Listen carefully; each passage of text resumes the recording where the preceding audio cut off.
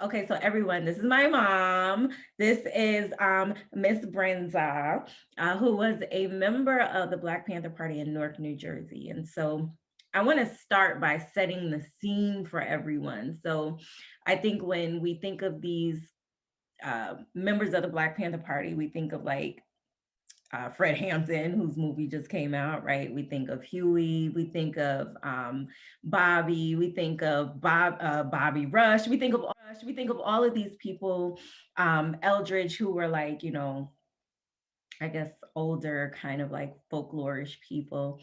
But then we have people that weren't in the news, like you. So, mommy, set the scene for me. Like, what was happening in Newark, New Jersey around this time? Well, SNCC had opened and it had Bobby H. Rap Brown and John Lewis had started SNCC. And so, during the 1963 March on Washington, John Lewis actually was speaking with as the one of the co-founders of SNCC. So that was the Student Nonviolent Coordinating Committee. And of course, you have my membership card. I do. And so the riots, so this was in the 60s. And so in 67, you had the Newark riots. Of course, the police beat a man, cab driver. And so you had the 67 riots. And so after the riots, the city was totally devastated. Everything that where Black people went to shop was now burnt out, torn down, desolate. All of the business owners, the white people, of course, they went up into the hills. And so you still have students and people, citizens who live in Newark and who are trying to make the very best of it. So SNCC was up the street on Springfield Avenue. Leroy Jones, Amiri Baraka, before he was Amiri Baraka, was Leroy Jones, and he was married to a young Jewish lady by the name of Kathy. And they hung out in Greenwich Village and did the poet scene, the poetry scene, Harlem, Uptown, Cotton Club, all of that. But Amiri Baraka was um, very proud of his heritage. He was proud of Newark. And so the children in Newark had nowhere to go because, of course, after the riots, all of the recreation centers and everything was shut down. And Leroy Jones and his wife at that time, Kathy, they opened up a center on Branford Place between Branford Place and West Market. And in this center, so the way that it's set up is you have Springfield Avenue, which turns into Branford Place. Okay. And so you have Branford Place and West Market. So you're down by Essex County College. You Mhm. know where St. Benedict's is. Yeah, So when you come out of High Street from St. Benedict's, where their soccer field is, mhm. there now sits a Bank of America. Okay. And Oh, yeah. where that of America sits, is it used to be just a youth center that Kathy and Leroy Jones put together. They came to Newark and they lived in Newark and they put this center together. And what it did was it gave the Black youth of Newark, it gave them a place to come after school for help with their homework, to learn self-defense for the young ladies. It taught African dance and drumming and music. And of course, right up the street was SNCC. Mm. And so with the SNCC program, they were getting students together, college students again, because at this time I'm in 8th grade, but I love African dance and I love poetry and I need help with homework. So I would leave school after school and I would make my way over to the center. And and sometimes it was so much fun because my mom was taking classes at Essex County College.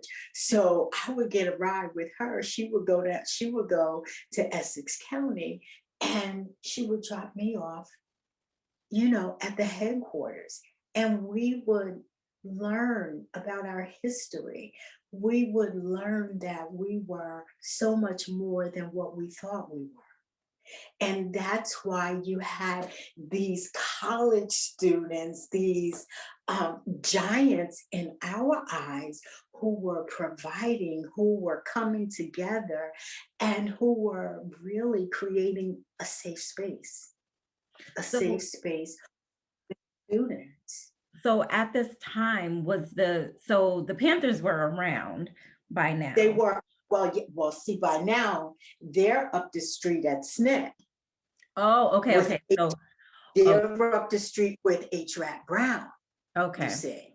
okay, So okay. So this is their organization here. So of course, you have the trickle down. So you have Amiri Baraka and Kathy, who are also working with SNCC and the Black Panthers to create a safe space for the kids of Newark. And you had, Newark was always a college town. I mean, Essex County was a very small college. Rutgers was small. It wasn't as big as it is today, but NJIT was still there. They were small, Mhm. but they were still there. So you had these young men who were in college, who were trying to formulate a way for their people, for us to be better, to do better. Of course, even today you hear young people saying, I don't want you to give me anything. I just want you to open up the door. Mhm. As you can see with everything that Black people participate in, we have an innate gift to, we don't have to say we're superior because our superiority shows. Because no matter what we do, basketball, football, music, the arts, we excel. And so this is what they were teaching us. You have to be a Panther in your heart. It has to be a part of your spirit. People run around and they talk about the Black Panthers and how they wanted to kill and how they wanted to destroy. And that was never, ever the truth about who the Panthers were. So, When so you, wait a minute, mommy. Let me, so okay, I have to wrap my okay, mind around this go on, because you said go H. on. No, wait, because you said H. Rap Brown was up the street, and that's another really big name, right? That you hear in alignment with those major players. So just to know, like, all of this is happening, and you were just there is kind of mind blowing to me. But okay, so we have these centers. Amiri Baraka is setting this up, and so for those of you that don't know Amiri Baraka, his son is now the mayor of Newark, Ras Baraka. But Yeah. so okay, so you were kind of dabbling. You were in SNCC, and then you started to be exposed to Black Panther Party, right? I'm So in high school. I go to high school. oh, So that's right, because you're in the 8th grade. So you're like getting into 9th grade. So like what was it? So was it the teaching, what you were learning about African American history, Black history in this country that drew you to the party? Or was it like, what was it? Were they recruiting? Like, how did you get, how did that happen? No, it was never a recruitment. It was always service. So you know how I was with you about Christmas. Okay, you can't just get everything. You have to give something. So there are a lot of homeless people. Let's get socks, let's wrap them up, and then let's go downtown and distribute. Mhm. Same exact concept. That was the Panther concept. That was, it's amazing to me to know that as a teenager, I'm surrounded by people who are actually going to be, who are history makers, Yeah. you know? And so um, you never think of it in those terms in the moment, Mhm. in the moment, because in the moment, you're trying to do the community service. You're trying to be there to serve when kids come for afternoon snack. If you can help a Black student who's having a problem reading, so you be there and you help them do that. Now, the guys, the older guys, college students who and the Amiri Barakas, because when I would come home and I would be talking about Amiri Baraka and what I learned in self-defense and this and that, Nina, my mother, would always say, "You hanging around with that Leroy Jones? His name is Amiri Baraka." I had my huge fro and and so and they're like, yeah, yeah, yeah, Leroy Jones. But when he was growing up with Nina, he was always um a rabble rouser because he didn't want to accept what was just tossed down. Because again, within himself, he knew that we were better than that. So even during his time as a young man, he was thinking of ways where he could help. And so it was so important to understand that, yes, you are surrounded by these older people, these older students. And that's another misconception. The Panthers were not ignorant. They weren't street thugs. They were educated.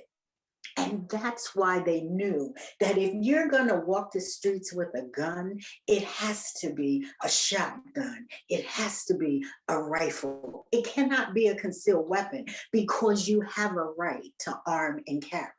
And that's what they were doing. The Panthers patrolled neighborhoods, Mhm. neighborhoods. So they kept bad things from happening to the good people in places where the cops wouldn't come. So let me They so wait a minute. So that's one thing that I do want to ask you about, because so we have breakfast program for children. Yeah, We have yes, after school snacks, after school tutoring programs. and childcare. Because again, just as a lot of mothers are single mothers today, also in that day and time, So what about, you so know, this is something I've never asked you about this, but coming off of the Fred Hampton movie, I just want to know, like, mommy, where was that drill? mhm, Like, drill was a real thing, formation drill, learning how to formulate the stances and the movements, like you were in the army. All of that was real. absolutely, very much so. Wow. Very much so, because discipline, Mm, discipline is very important when you're running an organization such as the Panthers. It wasn't just in Newark, it was in Chicago, it was in Dallas, it was in Fort Worth, it was in California. So Panthers were nationwide and it had to be standardized. Mm. And that's what it was. And so, yes, you see how January the 6th, militias showed up at the Capitol? Well, you remember Malcolm X, when those people went to the hospital and they stood out there? Mhm. Fruit of Islam. All of this is discipline. And anytime you're going to have an organization such as the Panthers, you need discipline. You need to have the drills. You need to have the formation. You need to have the bylaws and the laws. Because again, America is not a lawless nation. So you need to know what the laws are in order to work within them. And that is what made the Panthers so dangerous. They knew the laws. Look at Angela Davis. What she teach? Law. Mhm. She was in law school when she was on trial for murder. Mhm. She was in law school. So Bobby Rush, Chicago, he was in law school. Eldridge, law school. They knew the law, and that is what made them dangerous. Because you had young Black militant men who were sick and tired of dying, Mhm. who had seen so many deaths of young men. Mhm. And so they're going to take the law and use it for the benefit of the Black people in their neighborhoods. Okay. So you're doing formation, you're learning, you're teaching, right? You're teaching, you're Mhm. learning. You're doing formation, there's a level of discipline, there's a level of camaraderie, which is very clear. I would take it the camaraderie was clear across the nation, right? Um, Absolutely.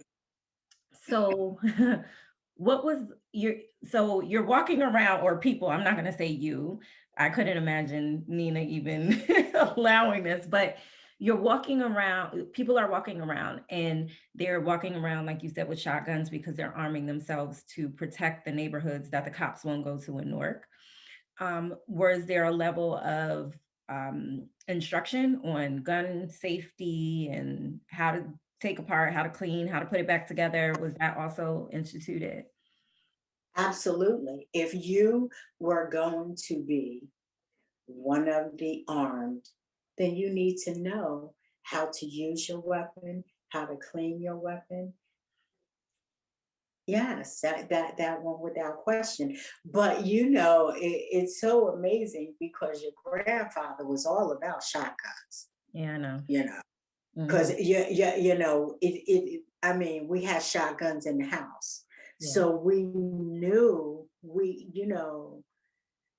Michael was a little, standoffish about the guns, but I was in Pop Pop's face all the time because I wanted to know, and I had gone hunting with him.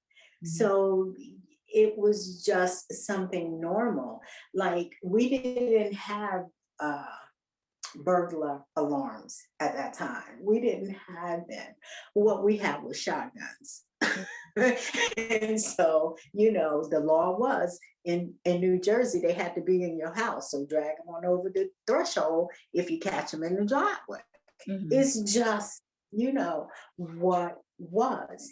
And, the side of town that we grew up on, we needed to be mindful of the Italians Mhm. because we were the first Blacks in the neighborhood, Mhm. you know, Grandpa and Grandma and Uncle Warren and all of them. Uncle Warren, Uncle Melvin, Uncle Artie, they had beef with the Italian boys all the time, Mhm. but they weren't part of the Panthers. They were just brothers who stuck together and made it do what it do. Thank God. But I of couldn't even course, imagine what they would have been like if they were part of the Panthers. Goodness, they were ooh, a whole hot Jesus. mess without the Panthers. Give me a headache.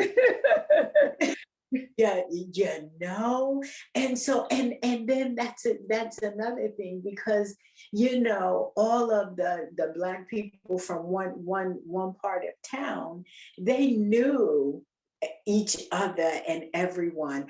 And there was a group called the Sweethearts, and Nina was part of the Sweethearts, so everybody knew who she was. So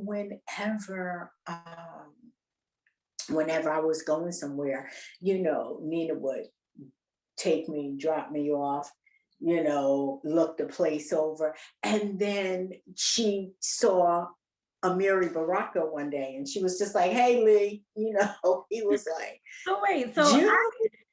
I can't imagine. So like, okay, so you become part, so you're already in SNCC. I'm almost certain that she was my grandmother, right? Everyone was freaking out about that. How does she feel about you being part of SNCC? Well, you know what Nina always said, well, your mother. Mhm. Well, my mom always said I was a nonconformist. And so if it was SNCC, the Black Panthers, or any other organization that was about Blackness, she knew I was going to be involved in it, because it was just innately within me. You know, I would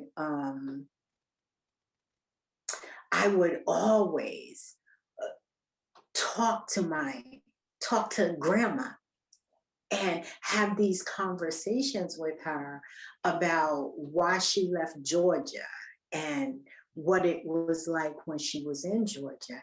And having spent some time growing up on the farm in Virginia, I saw segregation close up. The first school I went to was an all Black school in a church. One classroom, and you had kindergarten to 12th grade Wow. in one room. And you had teachers that taught, say, kindergarten to third or fourth grade. And then another teacher took over from there. And then there were no more than 5 teachers in the schoolhouse. But so seeing segregation like that Mhm. close up was it was hard. It was sad, you know, but I didn't miss anything because I had all my cousins around and we were all hanging out, and so we had each other. But I'll never forget, one day we were outside and we were playing, we were having such a good time. And my aunt made snow cones. And so we all had different colored snow cones, and a little white girl across the road was leaning on the fence with a little raggedy baby doll. And by this time, I had been north and I was just visiting for the summer. And I said to her, "Oh, what are you doing over there? You want to come over here and play with us?" And she said, "No, my daddy said the niggas stay on their side and we stay on our side." And to this day, I think about that and I'm like, wow, here I am. And that's what my aunt said. She said, "Here you are, Miss Sweetie Girl. You just gonna pull everybody in. Boy, everybody don't want to be pulled in." And this And happened you in Danville, where your family was. in Danville, Mhm. yes. Home of the And so Confederacy. you see, Yeah. and so I think in growing, there were certain things that I saw, because now Pop Pop's father had a farm and he employed white people. Mhm. who couldn't get jobs anywhere else. They worked on Papa's land.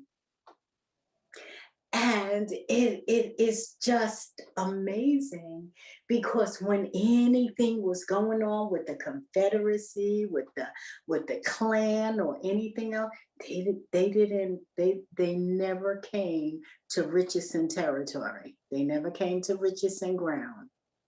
Never.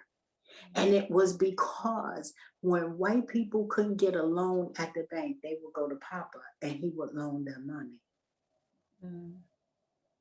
So it's such a juxtaposition, you see, Mm. because here was an educated Black man with land, and you know the land. And so here you have white people who don't have the land but who need a job. And this Black man will employ them. And this Black man was married to a mulatto woman. Mhm. So sometimes I want to really hate white people. Mhm.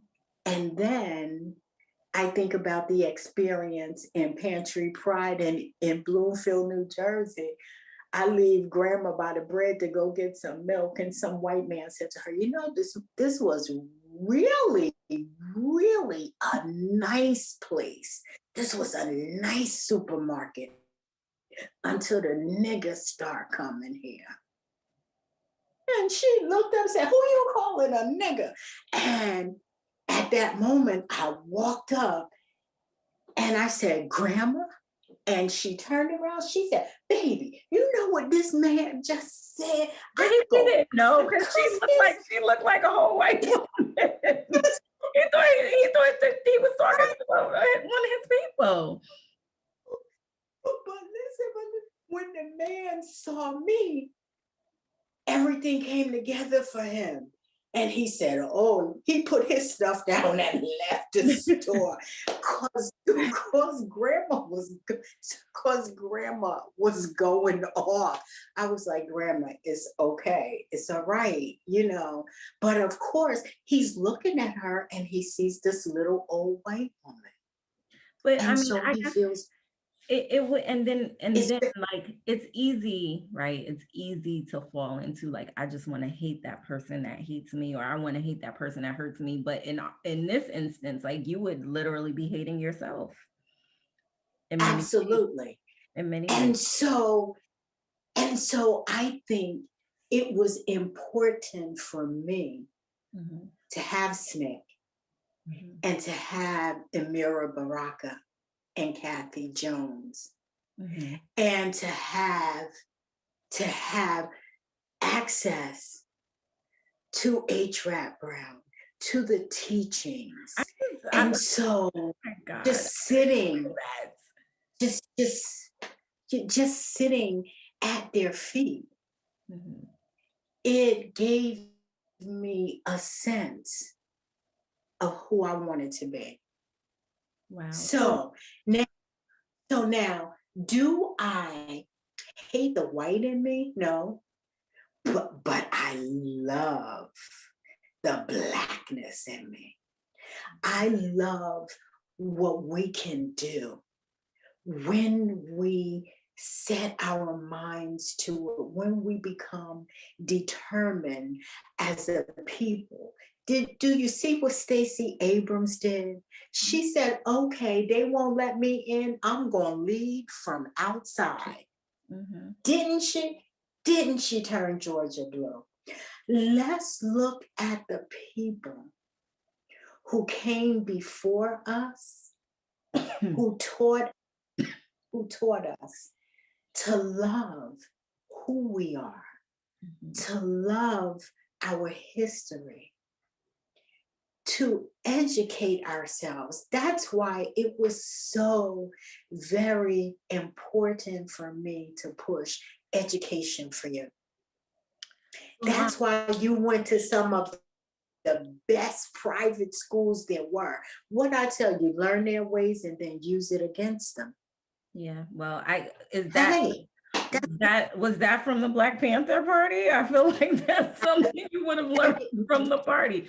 So, mommy, you No, but isn't that what they taught? They taught well, yeah, protect your neighborhood. yeah, Yeah, protect yourself, it's protect your mind, and educate yourself. Definitely. I mean, they educated people as well. So, okay, now I want to ask you, mommy. H. Rap Brown was pretty big, as we all know, and I keep saying because I never knew that you knew him. Like he's everywhere all the time, talking somewhere on a video that I watch, right? So did you ever, like, did Huey, did Bobby, did anyone from California ever come to Newark? Were you ever able to meet many more, like even like a Afeni Shakur, any of them come to Newark? it is, you I guess I was surrounded by a lot of them because yes, I think Fred Hampton came to Newark. I wasn't around that at during that time. Mhm. And so yes, they interacted, but you also had musicians who came in from Harlem Mm, to teach music. mhm, And so at that time, everybody was trying to find out where did they fit in? Where was this thing going to go? mm, How were we going to really pull it together nationally? okay. And then the riots broke out in Detroit. Mm, And so, I mean, there was a lot going on, but H. Rap Brown and John Lewis were so significant in Leroy Jones and Kathy Jones having what they needed in order to make the center work. oh, They mommy, did you ever meet were, Stokely Carmichael? Kwame Ture, was he? no, Okay, okay, now now okay. If I had Good to know. I'd have told you about that, right? Yes, because now what you have to realize is that now they are starting to go south Okay, the Panthers. because they want to.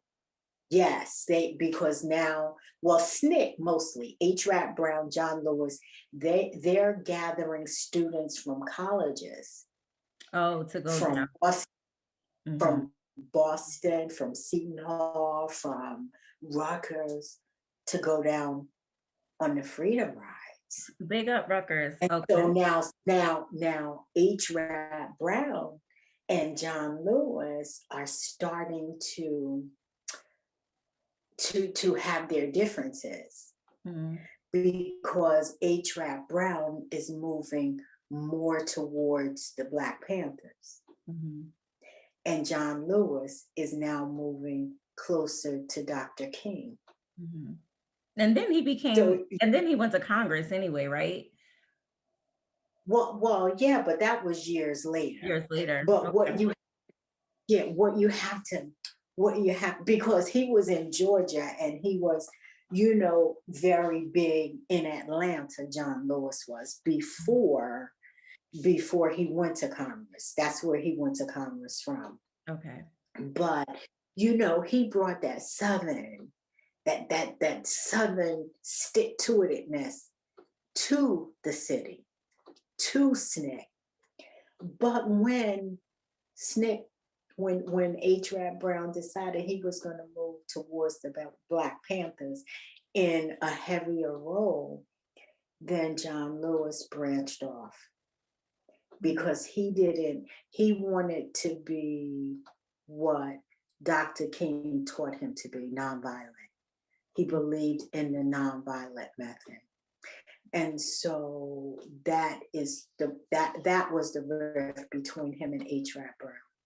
And so what you have is, remember the speech on Washington, the part that John Lewis gave, they made him change his speech Mm. because he went in there with a Black Panther speech. And, and Dr. King said, oh, no, no, no, no, no. Mhm. No, this is way, way too fiery. You know, you can't, you can't, you gotta tone this down. It has to be toned down. Mhm. And so he did,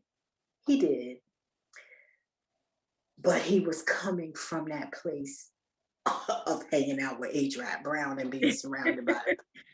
And So he was angry because of the things that he that he saw. saw, which is, yeah, I get that, right? I think it's kind of similar to what we continue to see today. See today, Yeah. absolutely, So absolutely. what was it for North? So we know, okay, or maybe we don't know, but I know COINTELPRO program happens. Mhm. J. Edgar Hoover sends in these Oh, assets, right, into the yeah, party yeah. to, create division, To fracture to and fracture. fragments. Absolutely. Mhm, So mhm. we know on a large scale what COINTELPRO did overall to the party, but how Yeah. did that play out specifically in Newark? Well, by the time um, COINTELPRO started, Newark had already wound down Mm, because Amiri Baraka was now trying to follow the way of love, of peace, mm, like Dr. King. mhm, And so what you had happen in Newark was when the Panthers left, you still had SNCC headquarters, but H. Rap Brown was no longer there. John Lewis was now back in Atlanta or in Montgomery with Dr. King. And so what you have is a cooling down because people are realizing that, they plan to kill all of us. mhm, So either we're going to change how we do things, or they are just going to annihilate all of us. mhm, And so when you have a party that is no longer doing the drills, is no longer um, seeing itself as a militia in these parts, mhm. but in California, they still have this going, but their fight, once Fred Hampton, oh my gosh, once Fred Hampton was murdered, you took the party out Mhm. because he was the party. And so now all of the people who want to step into leadership are not following Fred Hampton. They're not him. You know, they are just not, they don't have the charisma. They don't have what it takes to get a national voice to say, we're going to stand this ground. We're going to stand it. And we're going to move in the direction that Fred was moving in. And so now you have fractured elements. You have the Black Liberation Army. You Mhm. have Joanne Chesimard flying, trying to get out of New Jersey. Assata Um, Shakur. Asada Shakur. So when I say No, well, I Chesimard have to say because that because not everyone knows who these people are, that so I just okay, want to make sure that I put that out there. That's Tupac's auntie. That's okay. Tupac's auntie, okay? So she's getting out of Jersey because the state trooper had been killed. So the Black Liberation Army stepped in when the Black Panthers sort of slacked off and went back to California, went into Detroit, left the Newark area because Newark was coming up again. Mm. And so now you had intellectuals like Amiri Baraka, he changed his name. So from Leroy Jones. So now these people are being elevated. And so you think things have changed Yeah. and they No. and they really haven't, you know. And so the party just sort of splintered. And when you have a leader like Fred Hampton, you know, this was such a man of integrity. People were willing to die for Fred Hampton, Mhm. but not for Bobby Seale, not for, because now everybody wants to be Fred, but they don't want to give what Fred gave. Right. You see?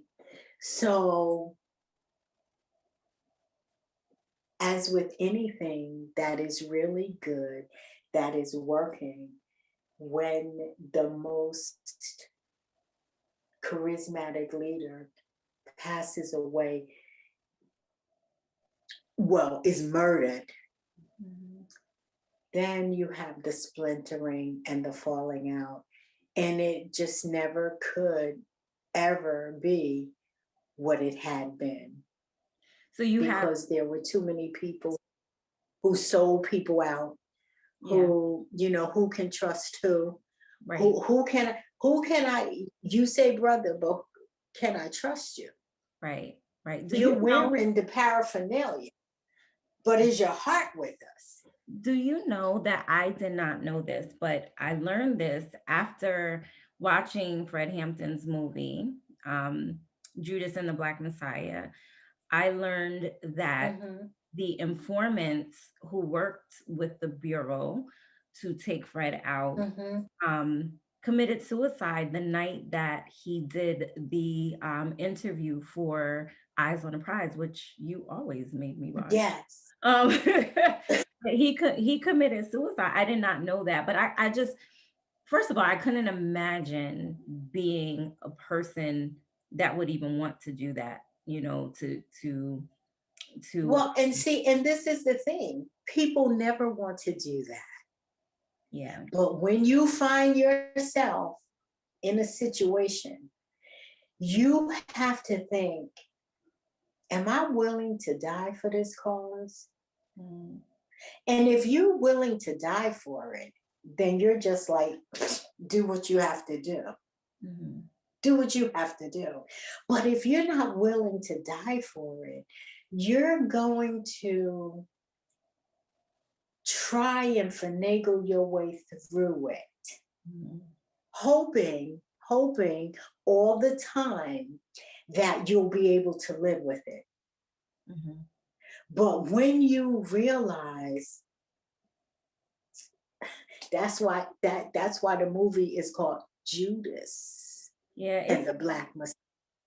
You that see, so that's such a once you sell out a person of integrity, you can't live with yourself. Your spirit won't allow you right. to live with yourself.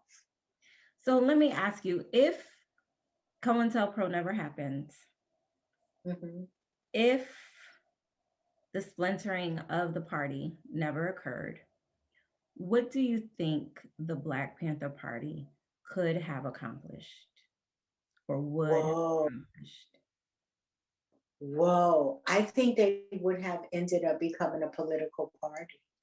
Mhm, I think they would have become a political party because they were all intelligent young Black people well, who were you in you were. college. Edu- You they were a were in baby, college. but you were smart But and intelligent, mommy. You are smart and intelligent. yes, yes.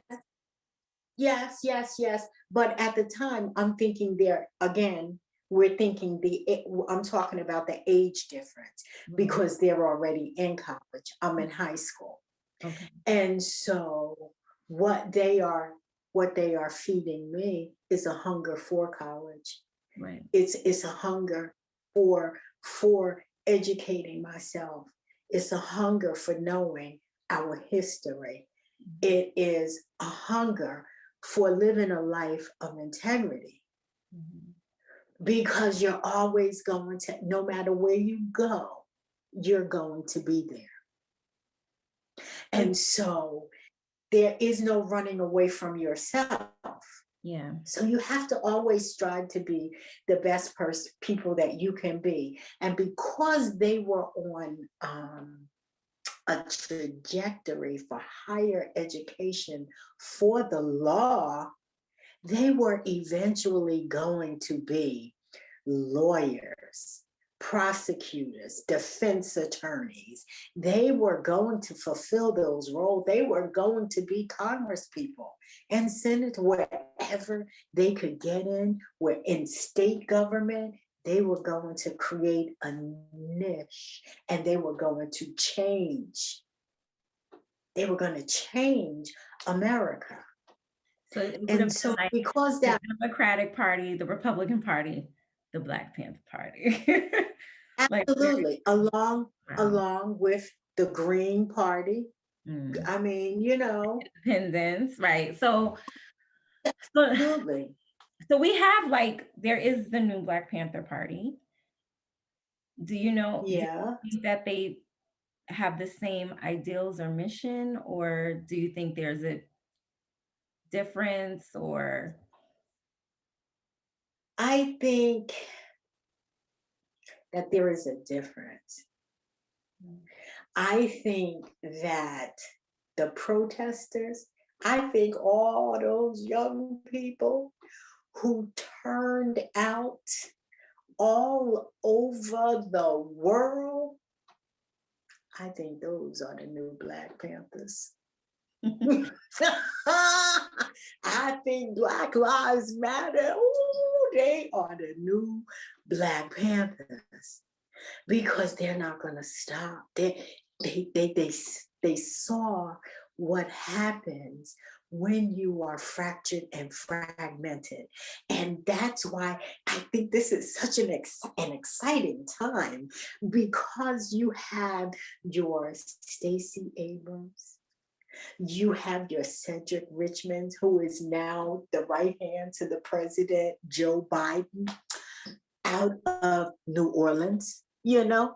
So, I mean, you have Karine Jean Pierre, who is Kamala Harris's right hand.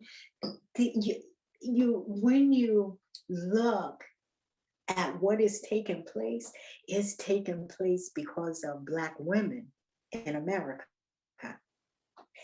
And it is amazing to see exactly what is going on in America. And this time is going to be so much different than the previous time, simply because we've seen the Black Panther Party, we've seen the Black Liberation Party, we've seen SNCC, we've seen people in small groups trying to come together to make a difference. 8 minutes and 46 seconds said we're not doing this anymore. The freedom rides, we're not doing this anymore. We're going to show up and we're going to turn out. In the midst of a pandemic, we're going to change America. We're going to change America to the point that you're going to have a president be a one-term president, get pissed off, and sick a bunch of deplorable people. What Hillary Clinton, everybody was up in arms when Hillary Clinton said Donald Trump and his deplorables. Well, they came to tear up the Capitol because They don't want Black people to vote, and they want Black people not to be able to arm themselves. Yes, that is what, and the head of the Nazi Party in the United States of America said it tonight on Ari Melber. That was the whole purpose of January the 6th. That's what it was for. Black people vote illegitimate. Their vote shouldn't count, and they should not be able to carry arms in order to protect themselves. Yeah, so when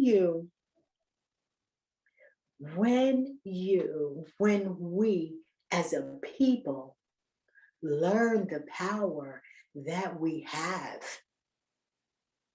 and we use it, they will try by any means necessary to silence our voices. And so what we must do is make sure that we speak even louder. Woo, woo, woo. Go, mommy. So everybody, this is a conversation with the revolutionary. She's the revolutionary. I'm the child of a revolutionary.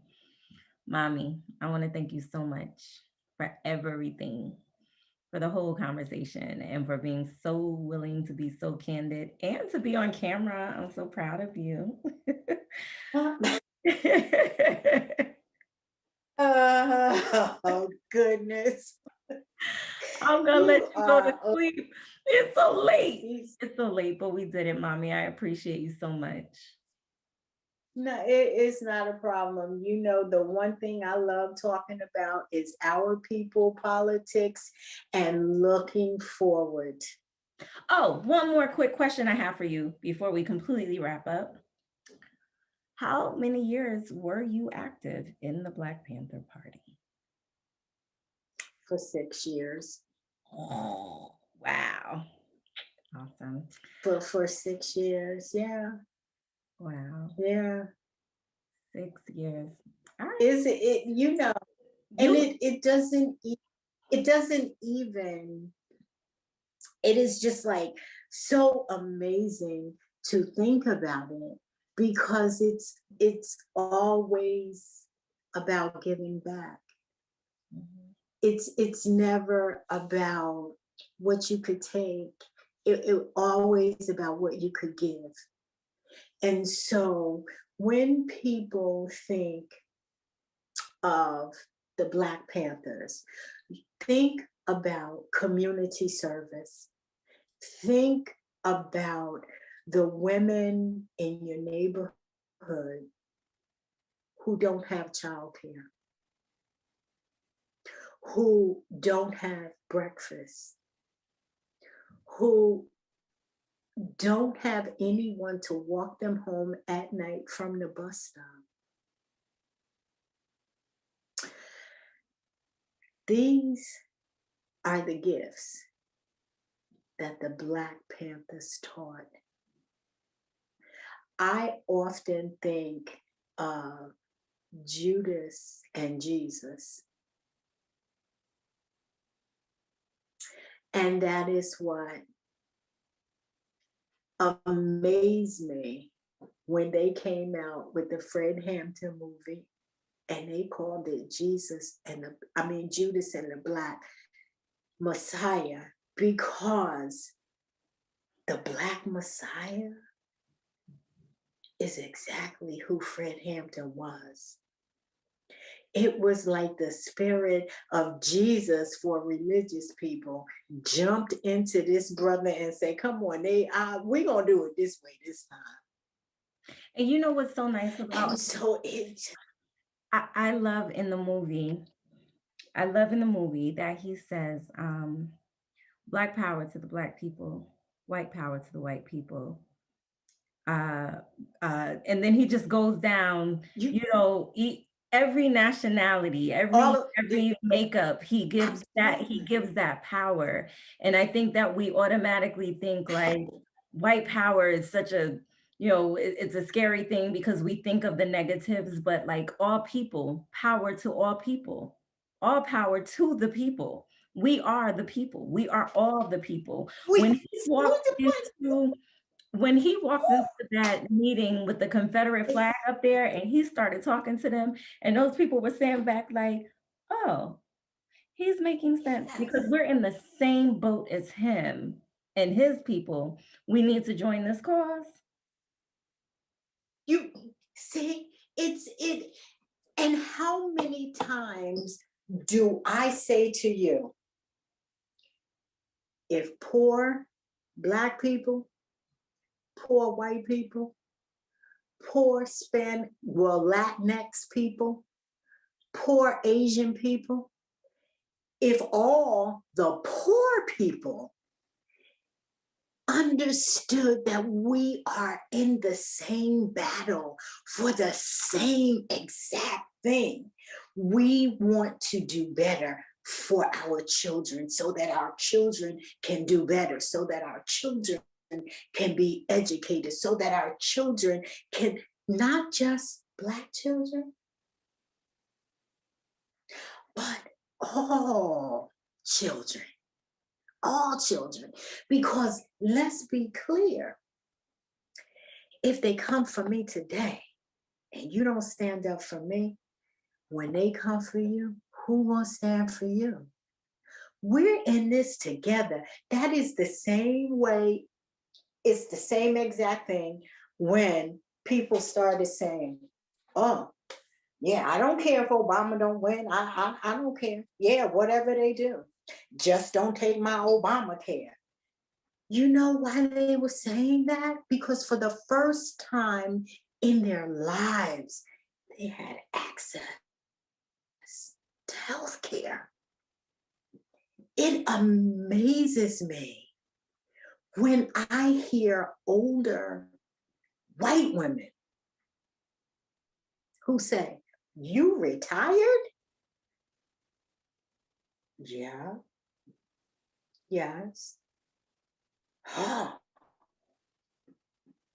well, I'm still, how old are you? 66, but I retired when I was 58. How old are you?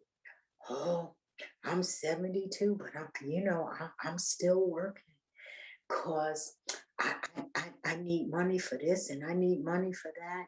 But you know what it is? They never had a job that paid them enough so that they could have a pension. Nobody ever taught them about saving.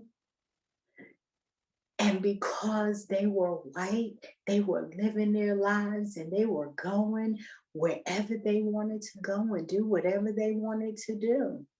But now they can't afford to not work, to not work. And that's why it was so very important to me that you learned about saving your money, that you learned about investing. These are things that we don't teach our children, but they need to know. My mother said to, because we would get birthday money and whoa, we got birthday money. I'm going shopping. And my mother would say, you're going to pay your tithe and then you're going to save $5 or $10 of that money. You don't get to spend it all. So now, what I thought I was going to have to spend, it has dwindled down. So now I just put that aside until I get some more money to put with that so I can go shopping because now I've had to save and I had to honor God. Mhm.